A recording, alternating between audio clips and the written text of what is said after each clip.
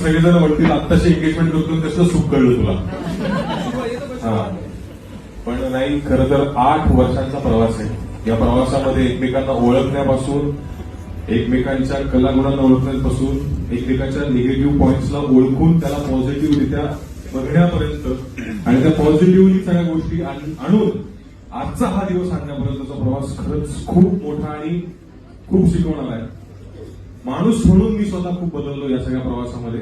आणि म्हणजे काय म्हणतो ना आपण, एखादं नातं सुरू करतो ते पूर्णत्वाला आणणं खूप महत्वाचं असतं. आणि आमचं पहिल्यापासून म्हणणं होतं की आपण जर का नात्यामध्ये अडकतोय तर ते नातं पूर्ण करूनच राहायचं, भले काही हो.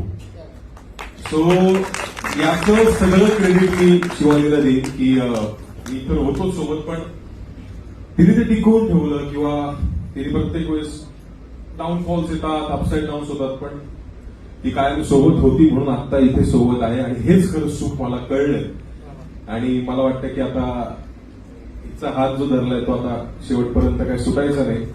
आणि तुमच्या सगळ्यांचे आशीर्वाद आमच्या डोक्यावरती आहेतच, त्यामुळे चिंता करायची काळजीच नाही. स्वामी समर्थ महाराज आहेत आमच्या पाठीशी, आमचे महाराज आहेत, गुरु महाराज ते पण आहेत.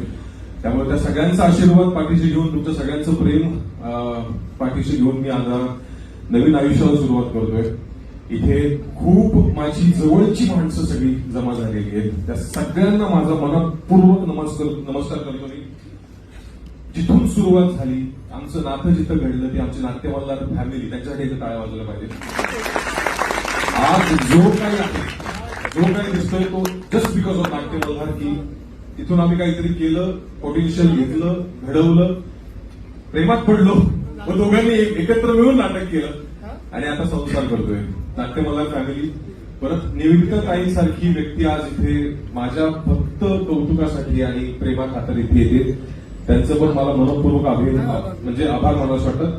माझे सगळे नातेवाईक, आई वडील जे अहोरात्र या सगळ्या गोष्टींसाठी राबले, माझे आत्या, मामा, काका, काकू, मावशा, सगळ्यांना love you all. Thank you so much. तुम्ही आज आला, मला सगळं आजचा दिवस स्पेशल केला.